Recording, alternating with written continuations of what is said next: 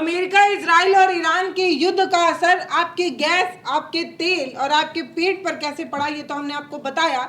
लेकिन आज की इस वीडियो में हम बताने जा रहे हैं कि आपके रोजगार पर कितना असर ये युद्ध डाल रहा है, रोजगार कैसे छिन रहा है और पेट पर लात कैसे लग रही है। आज की इस वीडियो में हम बताएंगे।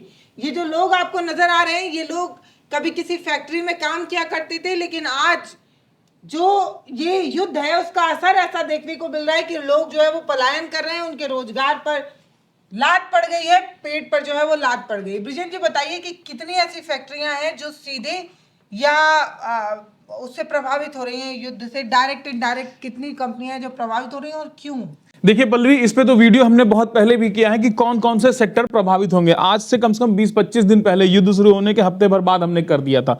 और ये बताना कि आंकड़ों में कि कितना प्रभावित हो रहे हैं, ये तो बहुत मुश्किल हो जाएगा। अगर जोड़ा जाए तो भाई लोगों के दिमाग हिल जाएंगे, है ना। अभी कल की ही खबर है मध्य प्रदेश के पीतमपुरा की, जहां 5600 फैक्ट्रियां बंद हुई और जहां 50,000 एम्प्लॉयज को निकाल दिया गया है। 5600 फैक्ट्री। एक जिले की बात कर रहा हूं, गुजरात के मरोबी की बात है, जहां पर लाखों लोगों की रोजगार जा चुका है और जहां 670 में से करीब 610 फैक्ट्रियां बंद हो चुकी हैं।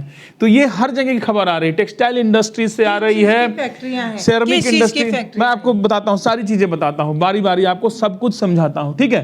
देखिए ये जो खबरें हैं ये हर तरफ से, टेक्सटाइल इंडस्ट्री ले लीजिए, फार्मास्यूटिकल ले लीजिए, प्लास्टिक इंडस्ट्री ले लीजिए, ऑटोमोबाइल्स ले लीजिए, इसके बाद टाइल्स एंड सेरामिक के काम होते हैं वो ले लीजिए, इसके बाद खाद के काम ले लीजिए, वो ले लीजिए। तो हर जगह जो है इस युद्ध का असर भारत में है और कहा जा रहा है कि सरकार की नीतियां भी गलत हैं, जिसकी वजह से ये ज्यादा असर नजर आ रहा है, ठीक है। तो ये जो खबरें हैं 2 दिन में आई हैं, बहुत बड़े सेक्टर पे हैं, इन पे असर पड़ा हुआ है, ठीक है। पीतमपुरा जिसकी मैं बात कर रहा था, पीतमपुरा मध्य प्रदेश का एक शहर है जिसको भारत का डेट्रॉइट कहते हैं। डेट्रॉइट एक जगह है अमेरिका में जहां पर बड़ी बड़ी कंपनियां, जनरल मोटर्स है ना, या बड़ी बड़ी फोर्ड या फोर्स की कंपनियां वहां पर अपनी कारों को मैन्युफैक्चर करती हैं या ऑटोमोबाइल पार्ट बनता है। तो दुनिया में जहां जहां भी इस तरह से कोई हब होता है उसको डेट्रॉइट से कंपेयर करते हैं। भारत में मध्य प्रदेश के पीतमपुरा एक शहर है जहां पर ऑटोमोबाइल सेक्टर बहुत ज्यादा है, उसको इसीलिए भारत का डेट्रॉइट कहते हैं। चेन्नई को भी भारत का डेट्रॉइट कहते हैं क्योंकि वहां पर भी गाड़ियों की मैन्युफैक्चरिंग बहुत ज्यादा होती है। हमने भी जब अपनी पहली गाड़ी ली थी हुंडई की, तो हमारी भी गाड़ी चेन्नई से आया था, फोन आया था चेन्नई से गाड़ी निकल चुकी। तो चेन्नई को भी भारत का डेट्रॉइट कहा जाता है, ठीक है। अगर आपको बता दूं तो पीतमपुरा में कितनी फैक्ट्रियों की लिस्ट है तो बता भी नहीं पाऊंगा, लेकिन जो लिस्ट मैंने तैयार की है उसमें देखिए आइसर है, ठीक है, वोल्वो आइसर कॉमर्शियल लिमिटेड। ये क्या करती है, आइसर के ट्रक्स आते हैं, आइसर की बसेस आती हैं और इनके कृषि में इस्तेमाल होने वाले जनरेटर्स आते हैं, ये सारे चीज इनके आते हैं। वोल्वो की बस आती है, ये सारे आते हैं। इसके बाद फोर्स मोटर के बस है, ट्रेवलर्स हम लोग सफर करते हैं वो फोर्स मोटर का है। महिंद्रा 2 व्हीलर्स जिसके स्कूटी और बाइक आते हैं। केस न्यू हॉलैंड ये कंस्ट्रक्शन इक्विपमेंट बनाते हैं, ट्रैक्टर बनाते हैं। मॉन ट्रैक्टर्स इंडिया ट्रैक्टर और कॉमर्शियल व्हीकल्स बनाते हैं। ब्रिज स्टोन टायर की बहुत बड़ी कंपनी है ना, ब्रिज स्टोन, जिसकी गाड़ियों में टायर लग के आते हैं। ब्रिज स्टोन का यहाँ पर मैन्युफैक्चरिंग हब है, कहाँ पर, आपके पीतमपुरा में। और टायर किससे बनता है, रबड़ चाहिए। रबड़ कहाँ से आता है, ये पेट्रोकेमिकल है, ठीक है। इसके बाद एवीटेक, महिल इंजन, इसके बाद है कच मोटर और दुनिया भर की और भी है ना, जो मैंने नाम लिखा है, इंपीरियल ऑटो, रेन ऑटोमोबाइल्स, ये सारी कंपनियां हैं टोटल मिलाकर के 5600। इसके बाद पीतमपुरा में बहुत ज्यादा प्लास्टिक उद्योग भी है, ये सारे बंद हो चुके हैं। और इसमें से इन लोगों ने 20,000 एम्प्लॉय को तो निकाल दिया है, खत्म, ठीक है, कॉन्ट्रैक्ट बेसिस का काम खत्म।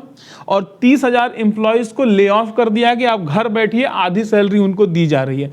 तो इतने एम्प्लॉयज सिर्फ पीतमपुरा एमपी की घटना से हुआ है। बाकी रिपोर्ट्स में हम लोग रोज देख रहे हैं दिल्ली में क्या असर है, बड़े बड़े शहरों से कैसे, सूरत से पलायन हो रहा है, गुजरात के बड़े बड़े शहरों से कैसे पलायन हो रहा है। क्यों पलायन हो रहा है, यहाँ से जो काम करने जाते हैं वो उनकी दिन भर की आमदनी 500 रुपए है और गैस सिलेंडर, गैस उनको पर किलो 300, 350, 400 रुपए किलो गैस मिल रही है, जिसकी वजह से उनका खाना जो है दुश्वार हो गया। कई रिपोर्ट्स हमने देखी कि कई दिन से कोई खाना नहीं खा पा रहा।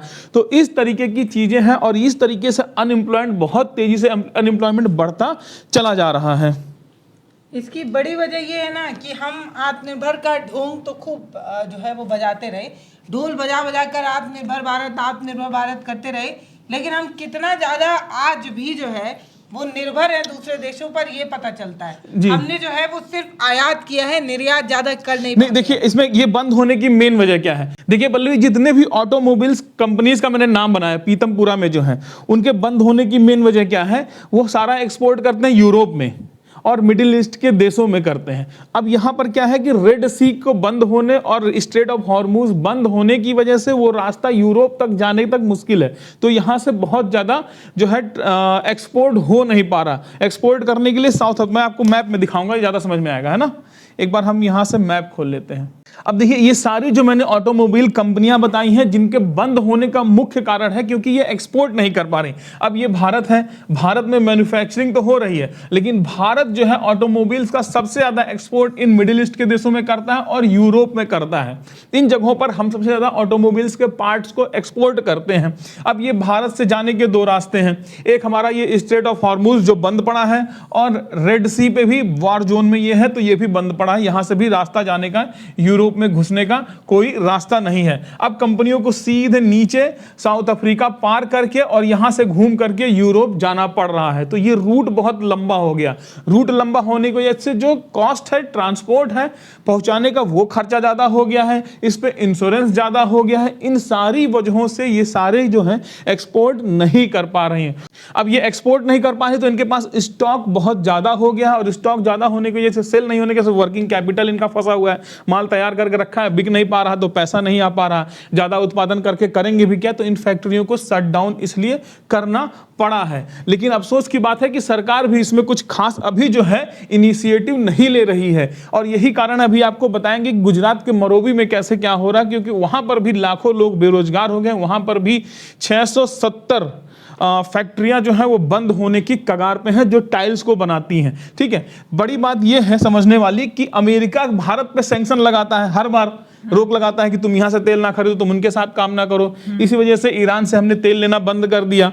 भारत पे सैंक्शन अमेरिका ने लगा दिया कि हम चाबदार पोर्ट ना बनाए अपना। अगर हम आपको एक मैप के थ्रू दिखाते हैं यहाँ पर, तो हम पोर्ट बनाए या ना बनाए वो भी अमेरिका डिसाइड कर, वो भी अमेरिका। ये हमारा चाबदार पोर्ट है, इसको भी अमेरिका ने, ये चाबदार पोर्ट है ना, ये पाकिस्तान का ग्वादार है और ये हमारा चाबदार पोर्ट यहाँ बनना था, ये है सॉरी, यहाँ चाबदार पोर्ट पे हम काम कर रहे थे और यहाँ से रेलवे लाइन बिछा रहे थे। हम रेलवे लाइन बिछा करके हम सीधे यूरोप पहुंच जाते। अगर अमेरिका के सैंक्शन लगाने की वजह से भारत ने इस पे काम बंद कर दिया। अमेरिका जो कहता है हम मान लेते हैं, सुन लेते हैं। अगर ये हमारा रूट चालू होता तो हमारे व्यापारी यूरोप बड़ी आसानी से जा सकते थे, उनको ये रेड सी और ये सी ये पार नहीं करनी पड़ती, है ना।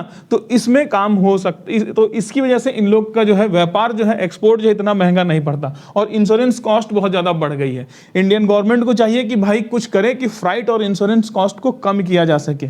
पल्लवी, एक रिपोर्ट पर ध्यान ले जाऊंगा, ये बीबीसी की रिपोर्ट है। इसमें कहा कि ईरान जंग की वजह से गुजरात में लाखों मजदूरों की नौकरी चली गई, और ये लाखों मजदूर पता है ये गुजरात के नहीं है, ये यूपी बिहार और इधर के लोग हैं जो यहाँ से गुजरात जाकर के काम करते हैं। गुजरात का मरोबी जो क्षेत्र है वहां पर टाइल्स बहुत ज्यादा बनती है। टाइल्स बनाने के लिए टाइल्स और सेरेमिक के काम होते हैं। टॉयलेट सीट्स बहुत ज्यादा गुजरात में बनाई जाती है मरोबी में। अब यहाँ पर क्या होता है, मरोबी में टाइल सीट्स को बनाने के लिए एलपीजी या एलएनजी गैस का इस्तेमाल होता है, जो कहां से आती है, खाड़ी के देशों से हमारे पास आती है, जो इस वक्त नहीं आ रही, और नहीं आने की वजह से यहां पर काम ठप हो गया है। एक आंकड़ा मैंने इस रिपोर्ट में पढ़ा है, नीचे लिखा हुआ है, मैं आपको बता देता हूं कि अगर इतना टाइल्स यहां बनता है कि अगर हम उसको बिछा बिछा कर रखना शुरू करें तो 20 लाख वर्ग किलोमीटर का एरिया टाइल्स से कवर हो जाएगा। 670 फैक्ट्रियां हैं टाइल्स और सेरेमिक के काम करने वाली, जिसमें से 60 फैक्ट्रियां आज की डेट में चालू हैं और 610 फैक्ट्रियां बंद हो चुकी हैं, जिसमें लाखों कारीगर काम करते हैं जिनकी छुट्टी हो चुकी है, जो घर जा चुके हैं। रीजन हमारे पास यही है कि सीएनजी नहीं है, एलपीजी नहीं है, जिसकी वजह से ये फैक्ट्रियां सरवाइव नहीं कर पा रही हैं। तो ये है रीजन। जैसे जाता कहाँ है, ये टाइल्स यूज होता है, ये टाइल्स एक्सपोर्ट होता है, ये भारत में भी होता है, हम भी इस्तेमाल करते हैं, और दूसरा हम यूरोप और मिडिल ईस्ट में इसको एक्सपोर्ट भी करते हैं। और एक्सपोर्ट हम करें भी कैसे, क्योंकि हमारा जो ये क्षेत्र है ये बंद हो चुका है। सबसे ज़्यादा हम नॉर्थ अफ्रीका में इसको एक्सपोर्ट करते हैं। अगर आप मैप में दिखाऊं मैं आपको फिर से, तो आप देखिएगा कि नॉर्थ अफ्रीका कहाँ पर है। ये है नॉर्थ अफ्रीका का क्षेत्र, और यहाँ जाने के लिए हमको रेड सी होके जाना पड़ेगा, और रेड सी में अभी शिपिंग नहीं है। तो इन सब चीज़ों की वजह से टाइल्स का भी कारोबार बंद है। इतना ही नहीं, पेट्रोकेमिकल से बनने वाले और भी चीज़, प्लास्टिक से बनने वाले और भी प्रोडक्ट्स बंद हो गए। जैसे कुछ दिनों पहले हमने क्या देखा, पानी की खबर, पानी की बोतल दिखाऊं तो बिस्लेरी और बाकी। कुछ दिन पहले भी, हफ्ते 10 दिन पहले भी हमने ऐसे ही जाकर के दुकानों पे बात की थी, रिपोर्ट नहीं तैयार की थी, तो हमें पता चला था कि जो 12 बोतल का, 1 दर्जन पानी के बोतल की कीमत पहले 60 रुपए दुकान में पड़ रही थी, वो अब 90 की पड़ने लगी है। हालांकि उस वक्त हमने रिपोर्ट नहीं किया था, लेकिन आज वो रिपोर्ट आपके सामने यहाँ पर नजर आएगी कि बोतल बंद पानी पीने वालों को ईरान युद्ध परेशान करने वाला है। क्यों करने वाला है कि एक बॉक्स जो है वो 24 रुपया महंगा हो गया है, जिसमें 12 बोतल पानी आता था। क्यों? क्योंकि ये पेट्रोकेमिकल प्रोडक्ट है, प्लास्टिक, और ये कहाँ से आते हैं? ये ईरान से आते हैं। ये क्रूड ऑयल के ही बाई प्रोडक्ट्स हैं। जब क्रूड ऑयल या LNG निकलती है तो वहाँ से ये निकलता है, उससे बनता है। तो ये चीज़ें जो आप समझिए कि प्लास्टिक जहाँ जहाँ ये बनता है उन इंडस्ट्रीज़ पे संकट है। और संकट सिर्फ इतना ही नहीं है। अब आप सोचिए, जिस एरिया में 1 लाख लोग काम करते होंगे, जिस एरिया में 50,000 लोग काम करते होंगे, उन 50,000 लोगों की वजह से कितने ढाबे, कितने रेस्टोरेंट, कितने और चीज़ें चलती होंगी। वो सारी, कितने ऑटो वाले कमाते होंगे, कितने रिक्शे वाले कमाते होंगे, कितने लोग घर में किराए में रखते होंगे, कितने मेस चलते होंगे, वो सारी चीज़ें प्रभावित होंगी। ये पूरा एक इंफ्रास्ट्रक्चर है जो पूरी तरह से बिगड़ते जा रहा है इस वक्त। इसके बाद देखिए, टेक्सटाइल इंडस्ट्री की हम बात करें तो ये है इंडियन टेक्सटाइल जनरल की रिपोर्ट है ये, ठीक है। इंडियन टेक्सटाइल जनरल की इस रिपोर्ट को आप पढ़ेंगी तो यहाँ पर आके आपको नजर आएगा कि एक लाइन में आपको पढ़ाता हूं, जहां पर लिखा है ये साफ साफ, ITAMM प्रेसिडेंट ओम प्रकाश मंत्री ने क्या कहा है? इन्होंने कहा है कि जो मार्जिन है वो कम हो गया है, उसके बाद एक्सपोर्ट बहुत ज़्यादा मुश्किल हो गया है। किसकी वजह से? रेड सी और इधर गल्फ मिडिल ईस्ट में जो हाँ, उसकी वजह से टेक्सटाइल इंडस्ट्री भी बहुत ज़्यादा प्रभावित हो गई है इस वक्त। तो ये सारी चीज़ें, हर इंडस्ट्री जो है प्रभावित है, और जो कुछ कर भी रहा, 500 रुपये दिन दिहाड़ी रोज कमा भी रहा है, उसके लिए भी बड़ी दिक्कत है, क्योंकि 300-400 रुपये में गैस जो है वो उसको मिल रही है। तो ये सारी समस्याएं इस वक्त हैं बहुत ज़्यादा, जिसकी वजह से बेरोजगारी का एग्जैक्ट आंकड़ा कितने निकाला जाए, लेकिन अगर निकाला जाएगा तो इस वॉर की वजह से लाखों कि लोग बेरोजगार अभी तक हो चुके हैं। और जब हमारी गवर्नमेंट को काम करना चाहिए तो हमारी गवर्नमेंट एक क्रिएटर बन के जा करके आसाम और बंगाल के चाय के बागानों में रील बना रही है ना। इस सीरियस सिचुएशन में रीलबाजी हो रही, तो वहाँ चुनाव और सरकार को सिर्फ चुनाव से लेना। तो ये हमने क्या किया, वक्त रहते हमने काम नहीं किया, है ना। हम अमेरिका के दबाव में ईरान से रिश्ते खराब कर लिए, ईरान से हमने तेल जो सस्ते में मिलता था वो छोड़ दिया, है ना। तो इन सब चीजों का असर जो है आज हमें, से रिश्ता ठीक होता तो हमें ये सब दबाव ही नहीं देना हाँ, तो इन सब चीजों की वजह से आज जो है जमीनी हकीकत हमें ये दिख रहा है कि बेरोजगारी जो है किस तरीके से बढ़ती चली जा रही है, किस तरह से पलायन बढ़ रहा है लोगों का। इस पर बहुत सारी खबरें लगातार भी आ रही है, जिसमें आप देख रहे होंगे कि बस डिपो पे, स्टेशन पे लोग जो है वो बोरिया बिस्तर बांध के, बिल्कुल, ये फुटेज ये सारी रिसेंट की है। क्यों? ये फुटेज तो सारी रिसेंट की है ना। ये इस वॉर की वजह से जो पलायन हो रहा है, ये सारे फुटेज वही है ना। हाँ, तो ये फुटेज वही है कि लोग किस तरीके से, अलग अलग मीडिया हाउसेस की रिपोर्ट है, जहां ये हमने सोर्स में दिया भी हुआ है कि किस तरीके से लोग जो हैं अब जो हैं कई दिनों से खाने को नहीं मिला, रोजगार जा रहे हैं, तो अपने अपने घरों को अब निकल रहे हैं।